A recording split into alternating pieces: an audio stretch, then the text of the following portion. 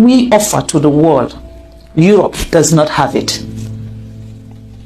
What Africa gives to the world, Europe don't have it, America don't have it, Asia don't have it.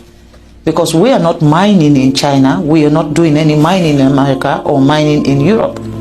But they're doing it in every part of Africa. Not just Sierra Leone, go to Democratic Republic of Congo, go to Botswana, go to Angola, go everywhere there is mineral resources. It is the West and the Chinese who are there. But I believe that for Africa, what is happening in Africa today, it needs to change, and it needs to change now. There is no time like now. We are not given the free will to make decisions on our own mineral resources. There's always Big Brother who decides.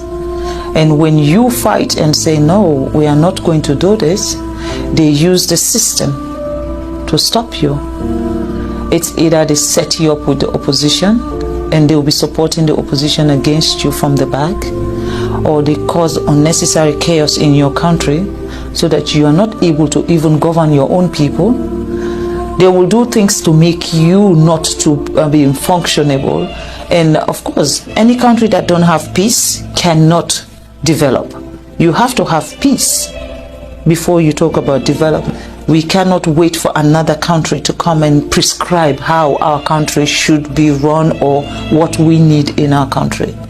You know, this divide and rule, if you're close to China, we will not come to your country. If you're close to America, we will not come to your country.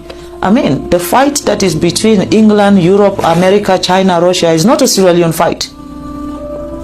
That's not our problem. We're fighting for our daily bread. We're looking to have education, just like America. We're looking to have good health facility, just like Europe.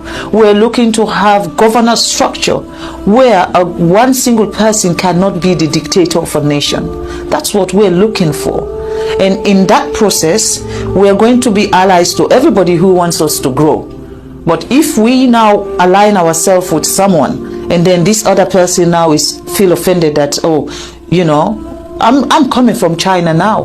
I flew in, I mean, I've gone around the world to get to Boston, you know. I went to China and then come here. Before here, I went to England and then flew into America. For me, I'm not restricted where I should go or who I should be talking to. I am going around the world to see a country that sees Africa not as not just as an ally of what you'll be getting from us, but a country that sees Sierra Leone as partners and treat us with respect. You cannot be coming to our country and take everything that will make us develop, and then you still treat us as inferior people, as if we don't know what we're doing. This morning, I want to laugh at Nigerians. Since when they said the insecurity in Nigeria started, the pastor is there flipping pages of Bible, looking for what to use to deal with the Muslims. And the Muslims are there flipping up Quran and pages on how to argue. While your forest is being divided, your forest is being sold. Nigerians are so myopic. We believe in everything we see in the media. You see books are one of the most fictitious things ever.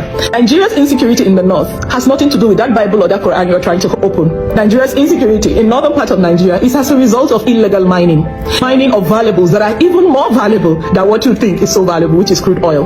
Now the world is moving away from crude oil. We're going into more renewable energy, you know, solar and all that. And the world needs lithium for batteries. They need uranium for nuclear power, and all of it is found in the north. And let us not even mention gold, which can be mined in small quantities but worth a lot of money.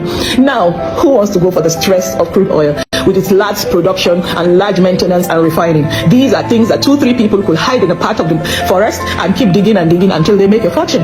So now what happens? Why is there a security threat?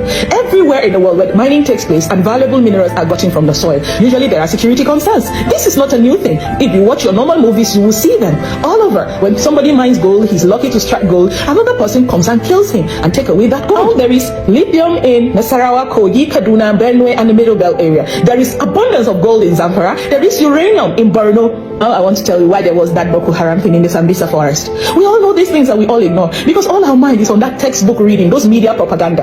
When you are being there flipping your Qurans and shouting Nigeria is gone, your forest is being divided.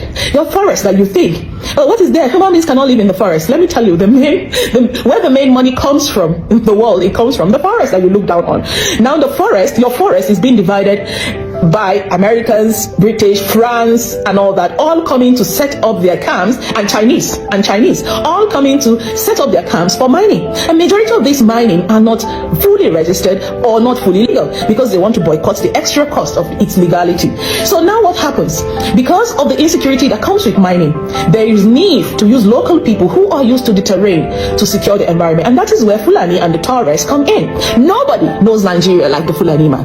The remaining knowledge you have about Nigeria is textbook knowledge. All those are media personalities who shout on TV, shout, you know nothing about Nigeria. They are the real people who know Nigeria. They know every terrain, they know where the rivers are, they know where the rocks are, they know where the mountains are, they know where the swamps are, they know where the deserts are, they know all the hook and crannies. All of you who know what it means to be African, all of you who may not know what it means to be African, all of you who are on the journey of awakening, all of you who need enlightenment and continued support to tune in all the great work that you are doing, to uplift us, to continue to engage us, to inform us, and also challenging us to engage in those conversations, difficult as they may be.